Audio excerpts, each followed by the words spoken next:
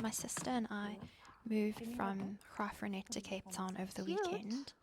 This is me saying goodbye to the kitties, my darling Lila and Leo, who we're going to miss so much. He's such a cutie. What a gorgeous cat. And this is us leaving the little town. So these streets are, something that we are kind of glad to be leaving, but also will miss in a weird way. These biome bars from Happy Culture are my favorite protein bars at the moment. And the Karoo is just, it's always beautiful to drive through.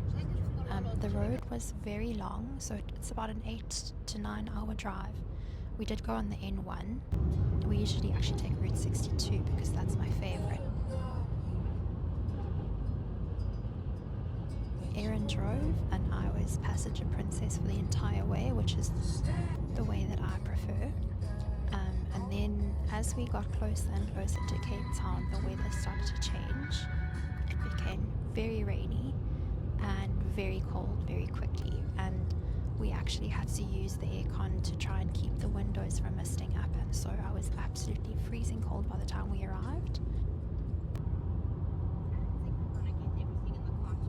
So one of the reasons why I decided to move is because there are obviously better opportunities in Cape Town. I want to be able to grow my business a bit more beyond what I was able to do living in a small town, and unfortunately small towns are not really what they should be in terms of community and just inclusion and kindness.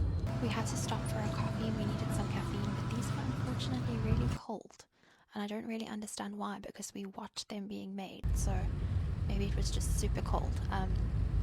The rest of the trip was, just rainy, but Erin is a great driver, and we got there just before it got dark, so there was time to begin unpacking, and we're not used to going through tolls, so very luckily we had just enough cash to pay the toll. I have actually been in a situation where I did not have any cash and I didn't have a credit card, and so I had to get someone in a car behind me to pay the toll, and then I paid them back through an EFT later. I got their number.